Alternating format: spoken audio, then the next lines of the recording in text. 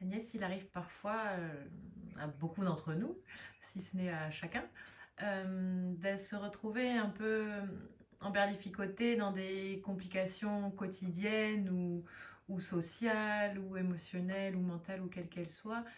Euh, Qu'est-ce que tu conseillerais en fait pour sortir de ces complications et revenir vers quelque chose de plus simple quand on a du Hmm. mal à le faire en fait?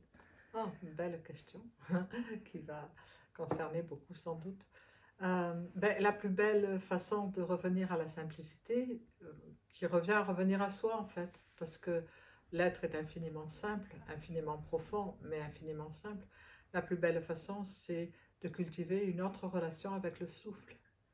La plupart des gens ont une relation d'automatisme. Enfin, on respire tous et personne ne sait trop comment on respire et personne ne sait trop qu'est-ce qui se passe pendant qu'on respire.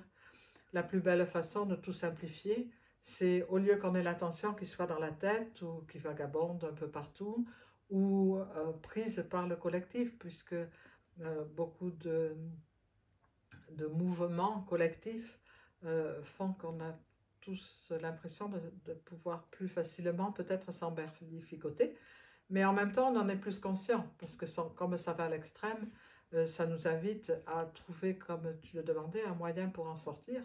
Et quand on remarque qu'on n'est pas aligné avec ce qu'est la simplicité fondamentale qu'est la vie, on peut mettre l'attention au souffle, c'est-à-dire avoir l'attention de respirer en conscience. Et respirer en conscience, c'est un mot dont beaucoup de gens se servent. Encore faut-il concrètement savoir ce que c'est. On peut par exemple mettre les mains sur le ventre et avoir l'intention de respirer ce souffle que les dames n'aiment pas trop parce que quand on inspire, on sort son ventre comme un gros ballon. Et puis quand on expire, au contraire, les dames aiment bien ça parce qu'on ramène le ventre complètement plat euh, contre l'os là. Et cette respiration qui devient abdominale nous aide à même aller au-delà de ça et veiller à ce que notre souffle traverse tout notre corps. Quand on inspire, par exemple, l'énergie part par le haut et traverse tout le corps. Quand on expire, l'énergie redescend et traverse tout le corps. D'autres, ça va être l'opposé, enfin peu importe. Et ce fait d'avoir, quand on respire, d'intensifier sa connexion entre la terre, puisqu'on a des racines à la plante des pieds, si on peut dire, qui sont censées, des racines énergétiques bien sûr, qui sont censées nous relier à la terre et avec le soleil, puisque tous ces chakras supérieurs, qui vont bien au-delà des chakras qu'on connaît d'habitude, nous permettre d'être reliés avec le cosmos. Et ce simple fait de respirer en veillant à ce que la respiration traverse le corps nous ramène à cette simplicité de la connexion.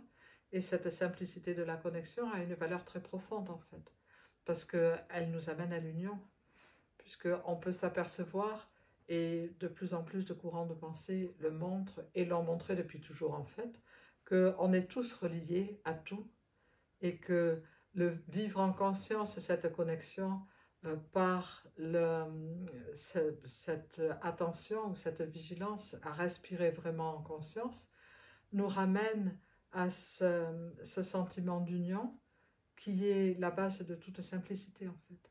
On ne peut plus s'emberlificoter la tête quand on se sent complètement un avec le cosmos. C'est le souffle, il y a notre souffle à nous, mais le cosmos aussi a un souffle. Et se relier avec le souffle cosmique peut être très simple en fait, puisque on est de toute façon très relié, et c'est le souffle qui permet d'actualiser cette reliance.